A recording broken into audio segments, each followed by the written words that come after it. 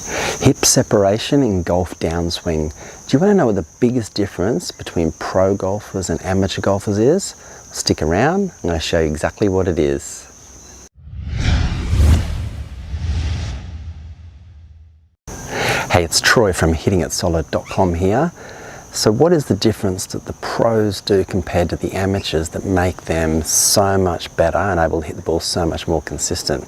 Well, in this video, and I touched on it in the intro, I'm going to be talking about the ability that they have to separate their hips from their shoulders in the golf downswing. And this is what makes them so consistent and able to hit the ball so much better and play at a much higher level. And it's all got to do with this starting movement and this downswing, which I'm going to go into a bit of detail, show you a really simple drill to help you play better golf. Let's get started.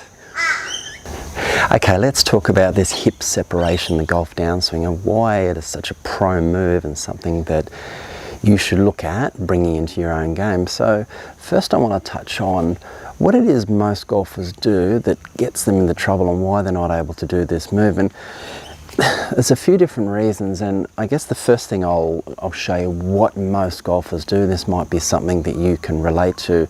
Typically with most golfers, they might make a decent backswing, but in their downswing, this is such a key, and I've spoken about this on the channel before, in their downswing is the hips and the upper body holding the club, obviously. Everything moves together. You can see there, together. I'll show you this from down the line and explain what I mean. If I go to the top, you can see that everything moves together. Now when you do this,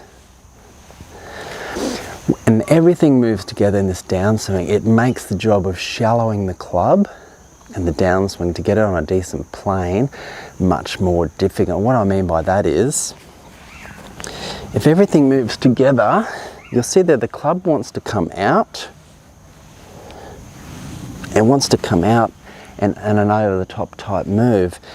Like, you can get around this, but you need to do a lot of manipulation with your hands and arms to get it to shallow. You need to do something like, sort of like this, dropping the club back in to get it on a decent path. Now, ideally what we want to see happen, this is what the pros do, when they go to the top, their hips, they move first. You can see there, hips move first, then the hands and arms are able to easily drop. Hips move, hands and arms are able to drop that much easier, get on plane and play more consistent golf. And this all ties in with having more rotation in your golf swing. The pros rotate on an arc, and that's something that we should be aiming for. The golf swing is swung around an arc, so we swing around and around, and from this angle here, so we swing on an arc, round, round and around. Where a lot of golfers go wrong is they might start their swing off in an arc, but on the downswing, because everything moves together, they have to flip their hands to make any sort of decent contact with the golf ball. But if you're swinging on an arc and those hips move first, enabling the club to come more inside and around, you don't need to use so much hand manipulation or compensations to hit the golf ball well. And one of the biggest problems I think golfers get into is with early extension, which causes you to that need to flip your hands. And I've spoken about this at length on the channel.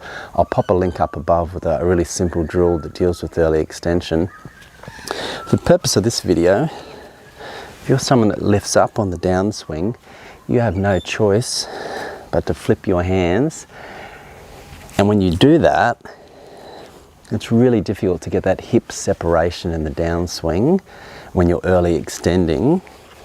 If you're lifting up like this, it's really difficult to get that hip separation that you need. So I'm going to show you a really simple exercise or drill you can practice at home that's going to embed this into your game so you can play much better golf. Let's get into it.